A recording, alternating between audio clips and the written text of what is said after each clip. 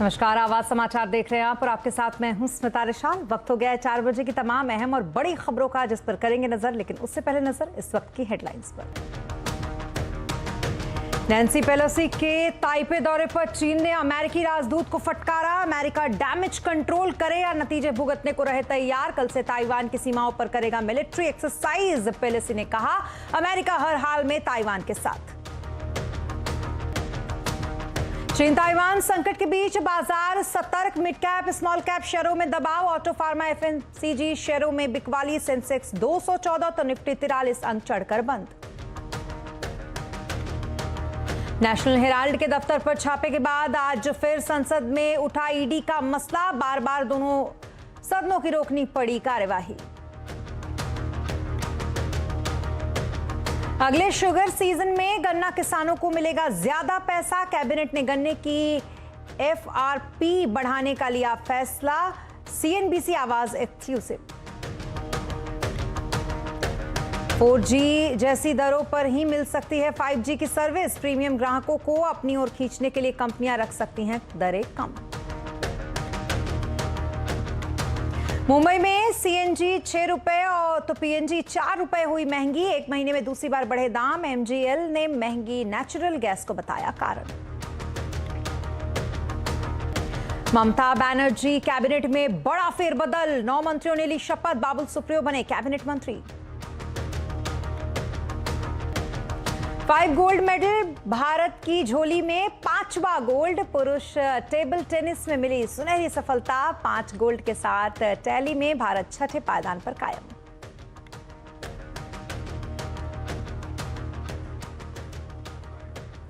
अब बुलेटिन की शुरुआत करेंगे अमेरिकी स्पीकर नैन्सी पेलोसी के खबरों के साथ, जिन्होंने अपने हाई प्रोफाइल दौरे को पूरा कर ताइवान की राजधानी ताइपे से निकल वो चुकी हैं और उन्होंने ताइवान की राष्ट्रपति से मुलाकात की। इसके बाद ताइवान ने पेलोसी को अपने अहम मित्र उन्होंने बताया। पेलोसी ने भी कहा कि अमेरिका हमेशा मजबूती से ताइवान के साथ खड़ा रहेगा। पेलोसी के दौरे पर भड़के चीन ने अमेरिका और ताइवान को चेतावनी दी है। अमेरिका के राजदूत को भी बीजिंग ने तलब करके फटकारा है। चीन के विदेश मंत्री ने कहा कि अमेरिका आग से ना खेले तो वहीं ताइवान पर डैमेज कंट्रोल करे या परिणाम के लिए तैयार रहे। चीन कल से ताइवान द्वीप के चारों तरफ बड़ा मिलिट्री एक्सरसाइज भी करेगा। रूस यूक्रेन युद्ध और वैश्विक मंदी की चिंताओं के बीच विश्व बिरादरी के लिए एक नया सिरदर्द अब यह साबित हो सकता है। तो वही चीन अमेरिकी तनातनी के ताजा हालात पर अपडेट लेते हैं। हमारे संवाददाता अभिषेक इस वक्त हमारे साथ हैं। अभिषेक, नैन्सी पेलोसी का ताइपे दौरा पूरा हो चुका है, क्या कुछ अपडेट है आपके पास? अमेरिका की हाउस ऑफ रिप्रेजेंटेटिव की स्पीकर नैन्सी पेलोसी का ताइवान का दौरा खत्म हो गया है। कूटनीतिक और सामरिक दोनों दृष्टि से यह दौरा काफी ज्यादा महत्वपूर्ण था। शुरुआत में जब नैन्सी पेलोसी ने अपने इंडो पैसिफिक देशों की यात्रा की घोषणा की थी तो उनके ऑफिस ने ताइवान को अपनी संभावित विजिट के सूची से अलग रखा था। हालांकि बाद में ये खबर आई कि नैन्सी पेलोसी ताइवान का दौरा भी कर सकती हैं, जिसके बाद चीन की तरफ से लगातार धमकियां मिली कि इस तरीके के किसी भी दौरे के बड़े बुरे परिणाम हो सकते हैं। चीन ने यहां तक ताइवान और उसके आसपास के समुद्री इलाकों में अपनी गश्त बढ़ा दी, अपने वॉरशिप्स को भेजा और ताइवान और उसके आसपास की जो एयर स्पेस है वहां पर चीन के लड़ाकू विमान उड़ाए गए। ये सारा कुछ अमेरिका और उसके प्रशासन को धमकी देने वाले अंदाज में किया गया। हालांकि इस रणनीतिक उहापोह के बीच बहुत ज्यादा मायने इस बात के भी हैं कि ये विजिट जो नैन्सी पेलोसी का ताइवान को रहा है, इसके आर्थिक क्या नतीजे हो सकते हैं। दुनिया भर के निवेशकों की निगाहें भी इस ओर जरूर लगी हुई थी कि अगर ये तनाव बढ़ता है तो इससे दुनिया के बाजारों पर क्या फर्क पड़ सकता है।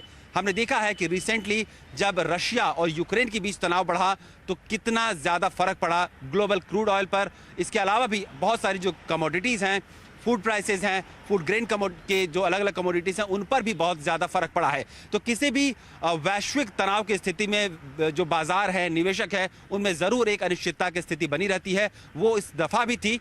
हालांकि अभी ऐसा लग रहा है कि तनाव बहुत ज़्यादा नहीं बढ़ा है और दोनों पक्ष ताइवान और चीन अपनी अपनी जगह पर डटे हुए हैं। चीन ने हालांकि कुछ एक सैंक्शंस जरूर लगाए हैं, आर्थिक प्रतिबंध ताइवान पर, जिसके तहत ताइवान से आयात किया जाने वाला फल और मछलियों की तादाद को चीन कम करेगा और उन पर टैक्सेशन बढ़ाने की बात हुई है। हालांकि इसका बहुत ज़्यादा फर्क ताइवान पर कितना पड़ेगा ये देखना होगा, क्योंकि ताइवान की करीब करीब 40% जो निर्यात होने वाली सामग्री है वो चीन को जाती है। ताइवान का करीब $200 बिलियन का निवेश भी चीन के बाजारों में है। ऐसी स्थिति में चीन और ताइवान के बीच बहुत गहरे आर्थिक संबंध हैं और इस कूटनीतिक विवाद को क्या आर्थिक स्थिति पर भी रिफ्लेक्ट होने देंगे ताइवान और चीन, ये हमें देखना होगा।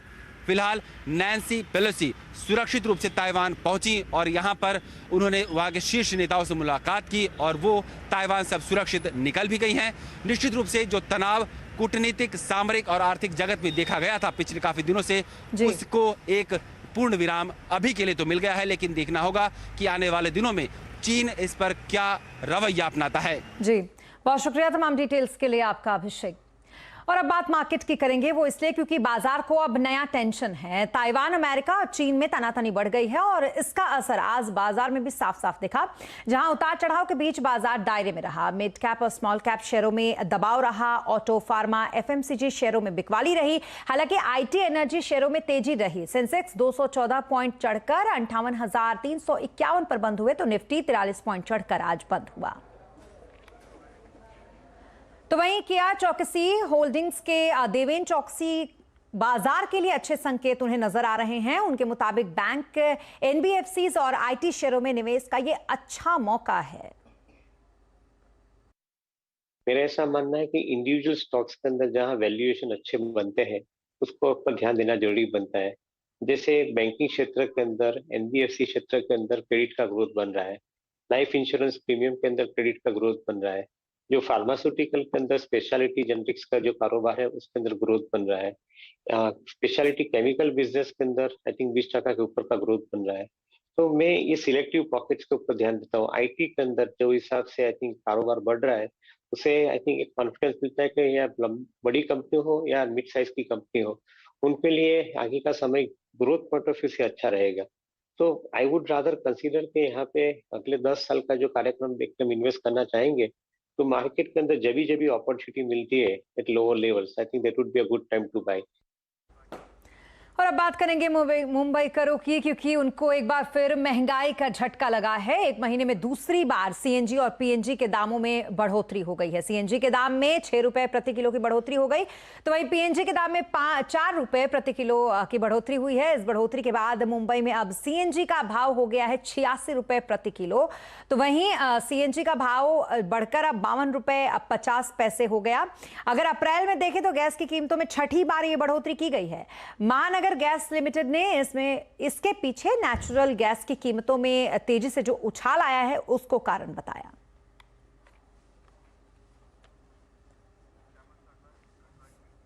तो वहीं गैस भले ही महंगी हो गई हो, लेकिन 5G सेवाओं के लिए ग्राहकों को ज्यादा पैसे अब नहीं चुकाना होगा।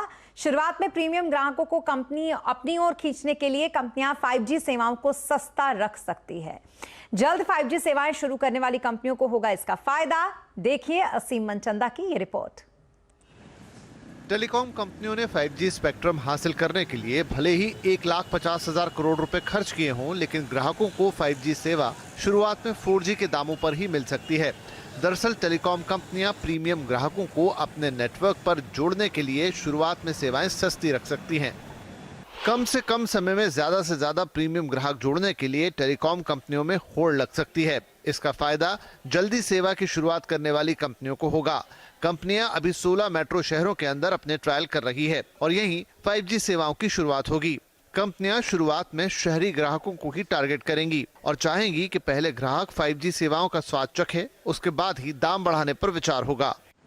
जानकार मानते हैं कि इसका फायदा सबसे ज्यादा रिलायंस जियो को हो सकता है। जियो ने सबसे ज्यादा 5G स्पेक्ट्रम खरीदा है। कंपनी ने स्पेक्ट्रम भी 700 मेगाहर्ट्ज के प्रीमियम बैंड में खरीदा है। इसके जरिए कंपनी बहुत जल्द नेटवर्क लगाकर ग्राहकों को 5G सेवाएं दे सकती है। हमने ये देखा है दूसरी कंट्रीज में कि जिस ऑपरेटर के पास 700 मेगाहर्ट्ज रहता है उसका मार्केट शेयर 3 से 5% बाकी ऑपरेटर से ज़्यादा रहता है। तो उस मायने में जियो का मार्केट शेयर बढ़ेगा 3 से 5% के बीच में, और पहला ये फायदा रहेगा। और दूसरा फायदा 700 मेगाहर्ट्ज एक्विजिशन का ये रहेगा कि जियो को रूरल एरियाज में कवरेज पहुंचाना सस्ता पड़ेगा कंपेयर टू अदर ऑपरेटर्स। शुरुआत में 5G सेवा शहरों तक सीमित रहेगी, लेकिन साल 2023 के अंत तक पूरे देश में 5G सेवाएं शुरू हो सकती हैं। असीम मंचुंदा, दिल्ली। और अब बात कैबिनेट के एक अहम फैसले की करेंगे, क्योंकि अगले शुगर सीजन में गन्ना किसानों को राहत मिलने वाली ये खबर है।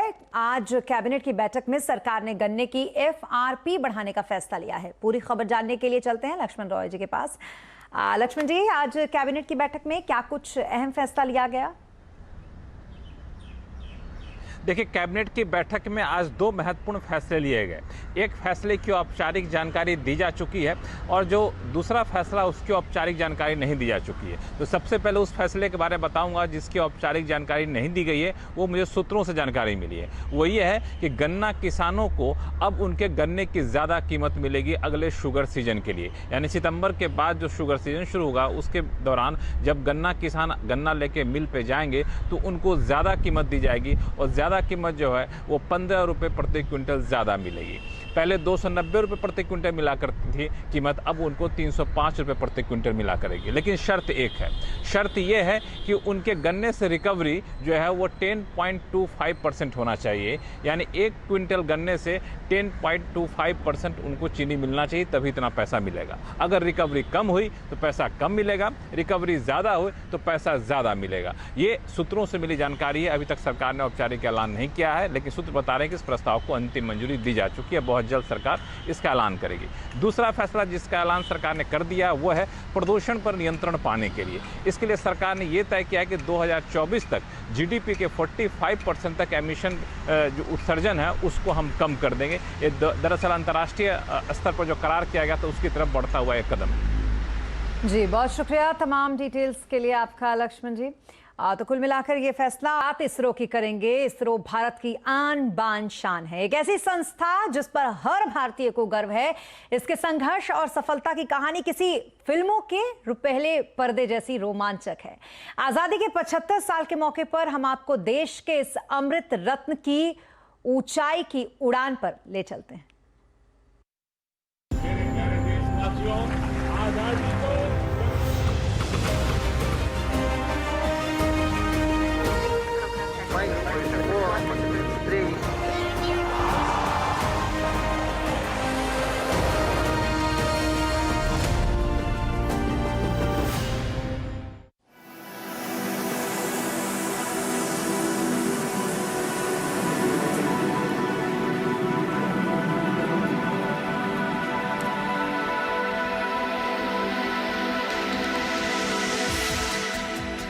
श्रीहरिकोटा के सतीश धवन स्पेस सेंटर में आपका स्वागत है। आज़ादी का अमृत मंथन इंडिया एट 75 में आज कहानी इसरो की। इसरो यानी इंडियन स्पेस रिसर्च ऑर्गेनाइजेशन, एक ऐसी संस्था जिसने भारत और भारतीयों को गर्व करने का बहुत बड़ा मौका दिया है।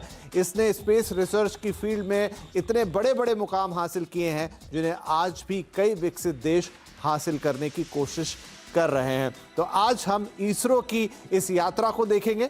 वैसे तो इसरो की इस यात्रा में कई अहम पड़ाव हैं, लेकिन हम उन पड़ावों की चर्चा करेंगे जिसमें इसरो ने अपनी काबिलियत का डंका बजवाया, पूरी दुनिया में अपनी काबिलियत को साबित किया। सन था 1962 जब इनकॉस्पार का गठन हुआ, यानी कि Indian national committee for space research. अध्यक्ष बने विक्रम साराभाई और यहां से शुरू हुई हमारे अंतरिक्ष अनुसंधान की कहानी। 1963 में थुम्बा से हमने अपना पहला साउंडिंग रॉकेट लॉन्च किया, एक बेहद साधारण सा रॉकेट जिसमें महज कुछ टेस्टिंग इंस्ट्रूमेंट ऊपर आसमान तक गए। लेकिन ये एक छोटी शुरुआत थी, लेकिन इसरो के लिए एक बड़ा मुकाम, क्योंकि यहाँ से उसने अपना लॉन्च पैड तैयार कर लिया था। इसके बाद के सालों में इसरो ने एक से बढ़कर एक कमाल किए। हम उस यात्रा में देखेंगे कि 1969 में 15 अगस्त के दिन इसरो की स्थापना कर दी गई, यानी इनकॉस्पार से अब ये बाकायदा इसरो बन चुका था। आज़ादी का दिन था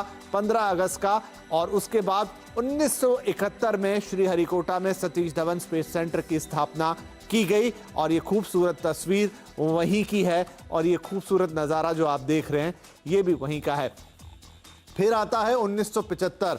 ये इसरो के लिए एक बड़ी तारीख है, क्योंकि यहाँ पर इसरो ने अपना पहला होममेड उपग्रह यानी कि सैटेलाइट आर्यभट्ट बनाकर तैयार किया। ये 3 तस्वीरें जो भारत में ही बने सैटेलाइट की हैं, आपको बता रही हैं कि किस तरह से तैयार किया गया। और याद कीजिए वो 2 रुपए का नोट जिस पर आर्यभट्ट की वो प्यारी सी तस्वीर होती थी और आपको और हमें गर्व करने का मौका देती थी। लेकिन आपने अपना सैटेलाइट बना लिया, लेकिन अंतरिक्ष में तो लेकर कोई और गया। हमारे पास अपना रॉकेट नहीं था। इसरो ने कहा चलिए रॉकेट बनाते हैं। 1979 में पहला SLV ट्राई किया, यानी सैटेलाइट लॉन्चिंग व्हीकल, लेकिन यहां पर कामयाबी नहीं मिली। लेकिन इसरो कहां रुकने वाला था, महज 1 साल का वक्त और लिया और तीसरे प्रक्षेपण में SLV-3 को सफलता के साथ उड़ा दिया। न सिर्फ ये अंतरिक्ष में पहुंचा, बल्कि अपने साथ रोहिणी सैटेलाइट को लेकर गया और उसे अंतरिक्ष की कक्षा में स्थापित कर दिया। 1980 में ये सफलता हासिल की गई और इस सफलता के पीछे जो 3 बड़े व्यक्ति थे उनकी तस्वीर देखिए। सतीश धवन साहब, APJ अब्दुल कलाम और S श्रीनिवासन, ये इस टीम का हिस्सा थे जिसने ये सफलता हासिल की थी। रोहिणी उपग्रह अपनी कक्षा में स्थापित हो चुका था और इसरो ने अपने लिए एक और मुकाम हासिल कर लिया था। यहां से इसरो की कहानी आगे बढ़ती है और अब केंद्रित हो जाती है अपने रॉकेट्स के डेवलपमेंट पर, क्योंकि इसरो को और बड़े काम करने थे। लेकिन बीच में उसने अपने सैटेलाइट डेवलपमेंट के काम को कभी नहीं छोड़ा। पहला कम्युनिकेशन सैटेलाइट जिसका नाम एप्पल था, 1981 में ये सामने आया। ये तस्वीर थोड़ी रोचक है, जरा ध्यान से देखिए। बैलगाड़ी पर ये सैटेलाइट रखी है। ये मतलब नहीं है कि 81 में हमारे पास कोई दूसरे ट्रक्स या व्हीकल्स नहीं थे, लेकिन इसे एक मैग्नेटिक फ्री एनवायरनमेंट देना था, इसलिए ये बैलगाड़ी के ऊपर सैटेलाइट लेके आगे ले जाया जा रहा है। तो ये तस्वीर इसरो की। और देखिए फिर आता है 1987 और भारत अपना पहला ASLV यानी अब एडवांस सैटेलाइट लॉन्चिंग व्हीकल तैयार कर चुका है और उसका सफल प्रक्षेपण भी उसने कर लिया। एक बड़ा मुकाम था, दुनिया भर में धाक जमी। फिर आया 1994 जहां पर पोलर सैटेलाइट लॉन्चिंग व्हीकल का भी सफल प्रक्षेपण कर लिया गया। IRS P2 को ही अपने साथ अंतरिक्ष में लेकर गया और सफलतापूर्वक उसे उसकी कक्षा में स्थापित कर दिया। फिर इसरो कहां रुकने वाला था, उसने अपने आप की उड़ानों को कमर्शलाइज किया और 1999 से हमने विदेशी सैटेलाइट्स को भी अपने रॉकेट से अंतरिक्ष में भेजने का काम शुरू कर दिया। फिर नई सहस्त्राब्दी में नई ताकत मिली और भारत ने अपने GSLV रॉकेट का सफल प्रक्षेपण किया। यह रॉकेट ज्यादा ताकतवर था, अपने साथ ज्यादा पेलोड्स ले जा सकता था। इनफैक्ट इसरो ने एक कीर्तिमान भी बनाया, 100 से ज्यादा सैटेलाइट्स को एक साथ अंतरिक्ष में ले जाने का। और उस तरीके से हमने देखा कि हमारी इस कामयाबी को दुनिया ने भी सलाम किया। तो ये थी इसरो की अब तक की कहानी, लेकिन असली रोमांच तो अब शुरू होगा। अपनी कुर्सी की पेटी बांध लीजिए, क्योंकि यहां से हम आपको लेकर जाएंगे अंतरिक्ष की यात्रा पर। चंद्रयान में आपको सैर कराएंगे चंद्रमा की, तो लेकर चलेंगे मंगलयान से मंगल ग्रह तक। लेकिन उसके लिए करना होगा थोड़ा सा इंतजार, क्योंकि इसरो की ये यात्रा अभी समाप्त नहीं हुई है।